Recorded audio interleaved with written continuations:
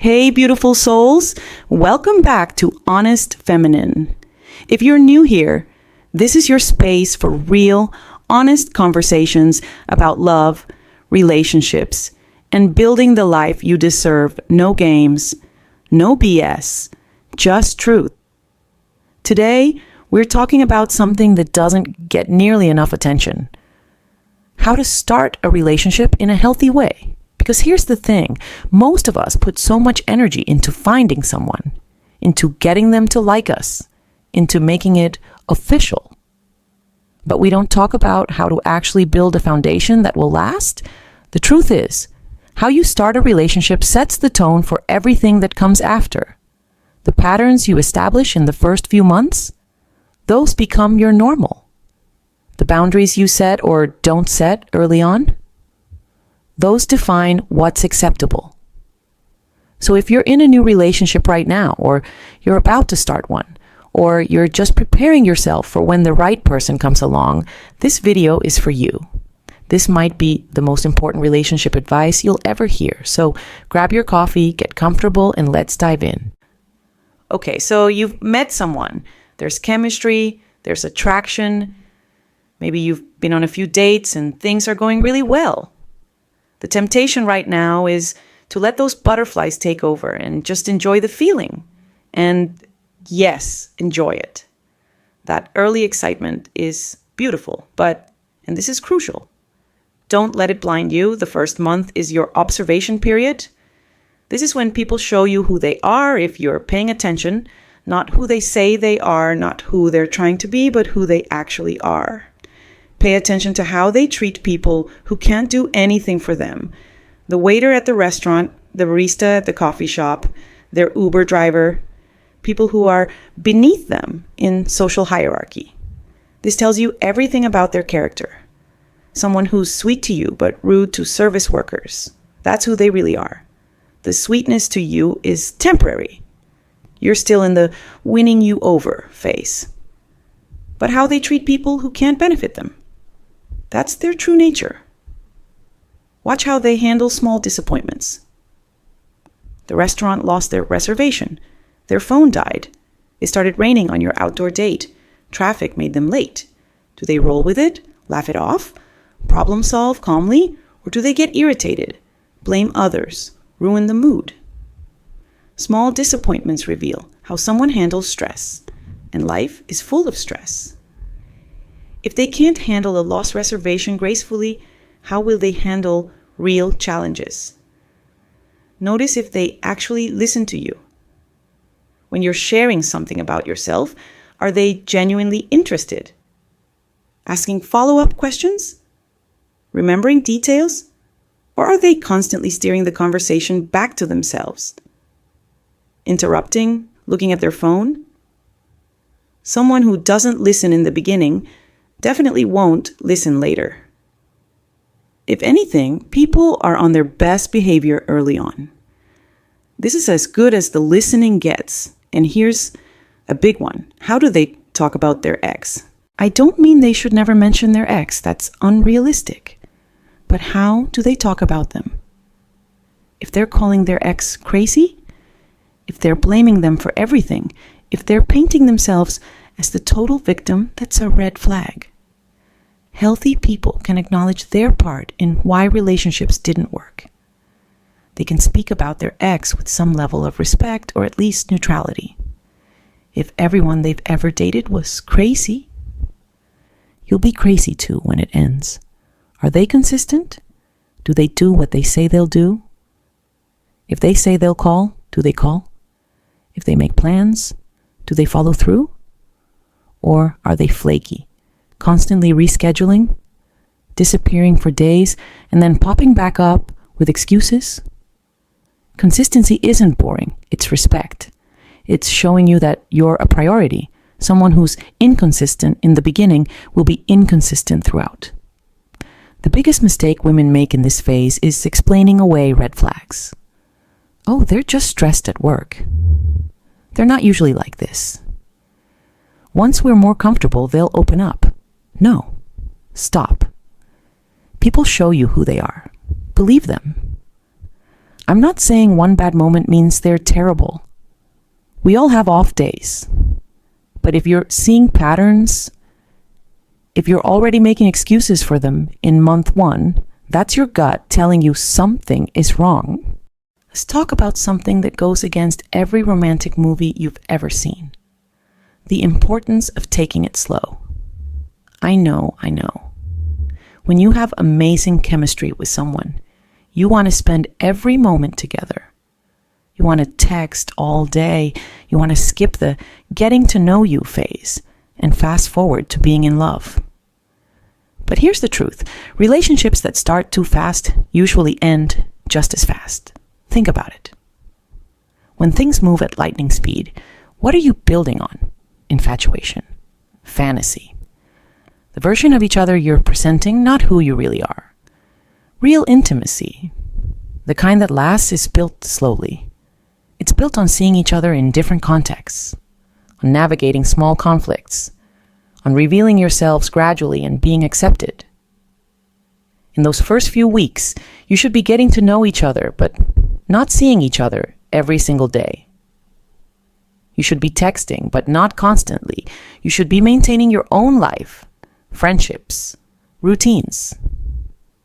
Pay attention to how you feel when you're with them and when you're not with them. Both are important. As you move into months 2 and 3, you're building trust and consistency. You're spending more time together, but still maintaining independence. You're having deeper conversations about values, goals, past experiences. You're meeting each other's close friends. You're seeing how you navigate first disagreements. This is where you really start to see who someone is beyond the first date charm. By months 4 to 6, you're deepening commitment. You're having the exclusivity conversation if you haven't already. You're meeting family when appropriate. You're talking about future plans. You're integrating your lives more, but still maintaining boundaries. This is when you're building something real, not just riding a high. After 6 months, you have enough information to know if this is long-term potential. You've seen them in different situations and seasons. You know how they handle conflict, stress, disappointment. You can make an informed decision about deeper commitment. Now, I know some of you are thinking, but what if they lose interest if I don't move fast enough? Here's the truth. If taking things at a healthy pace makes someone lose interest, they weren't interested in building something real anyway. Someone who's genuinely interested in you will respect your pace. They'll appreciate that you value yourself enough not to rush. They'll be willing to earn your trust gradually. Someone who's pushing you to move faster, who's making you feel like you'll lose them if you don't, that's a red flag. There are certain conversations you need to have in the early stages, even though they might feel awkward or too serious too soon. Trust me, having these conversations early saves you from wasting years on someone who wants completely different things. First, you need to talk about what you're looking for. And I don't mean asking this on the first date in an intense way, but within the first few weeks, you should be clear about your intentions. Are you looking for something casual? Are you open to a relationship? Are you dating to find a life partner? You don't have to know if this person is your forever person yet, but you should know what you're generally looking for. And they should know what you're looking for too, because if you want a relationship and they want something casual, that's not going to magically align later. You're just going to get hurt. You can bring it up naturally. I'm really enjoying getting to know you. I wanted to be upfront. I'm at a place in my life where I'm dating with intention. I'm looking for something that could grow into a real relationship. Is that something you're open to? If they're vague, if they say, let's just see where it goes. If they can't give you a straight answer that is your answer, they're not on the same page. Don't wait around hoping they'll change their mind. You also need to understand each other's values. What matters most to you in a relationship? Honesty, quality time, shared spirituality, family, adventure, and what matters most to them. You don't need identical values, but your core values should be compatible. If your top value is honesty and they think white lies are fine, that's a problem. If your top value is quality time and they're a workaholic who thinks texting is enough connection, that's a problem. Understanding their past relationships matters too. This isn't about getting every detail of their relationship history, but you should understand their patterns. How long was their longest relationship? Why did their last relationship end? What did they learn from their past relationships? And you need to talk about boundaries and needs. What do you need to feel loved and secure? What are your deal breakers? What are your boundaries around communication, time together, physical intimacy? For example, maybe you need to feel like a priority, and while you don't need to see someone every day, you do need consistent communication. Or maybe you're not comfortable with spending the night together until you're in an exclusive relationship. Or you need your partner to have their own friendships and hobbies because you're not looking to be someone's entire world. The right person will appreciate your clarity. The wrong person will make you feel like you're asking for too much. How to stay yourself while falling for someone. This might be the most important section of this whole video. Because the biggest mistake women make in new relationships is losing themselves. We get so excited about this new person, so eager to make it work, that we start molding ourselves into what we think they want. We dim our light. We hide our quirks. We neglect our friendships. We abandon our routines. And then 6 months in, we wake up and don't recognize ourselves. Keep your friendships alive. Don't cancel plans with friends every time your new partner wants to hang out. Don't stop responding to texts because you're too busy being in love. Your friendships existed before this relationship, and they need to exist during it. Plus, your friends are your reality check. They'll notice red flags you're too smitten to see. Make it a rule.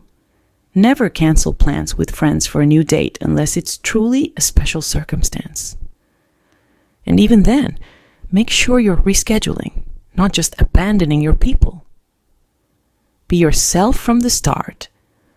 Don't pretend to love things you don't love. Don't hide your opinions. Don't act more chill than you are.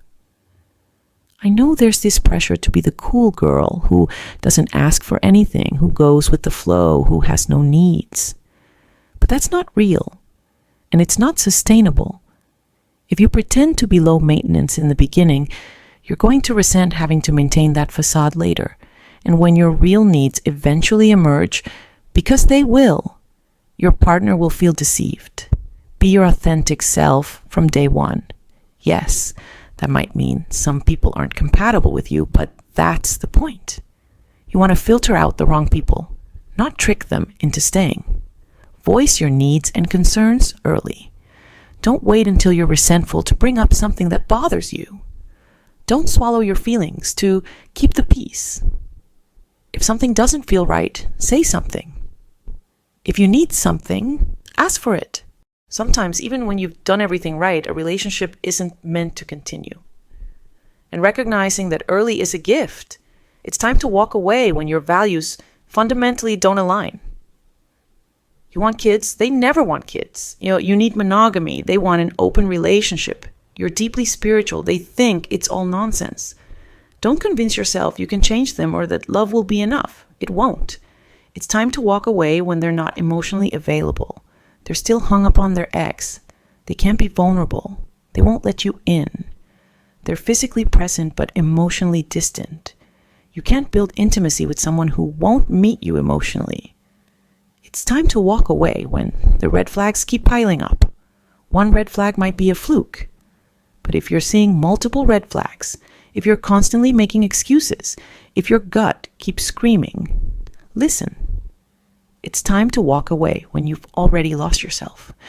If you look in the mirror and don't recognize yourself anymore, if you've abandoned everything that mattered to you, if you're constantly anxious and unhappy, get out. No relationship is worth losing yourself over. It's time to walk away when they're not willing to work on issues. Every relationship has problems, but if they refuse to acknowledge issues, if they won't meet you halfway, if they won't work on things, it's not going to work. Don't ghost.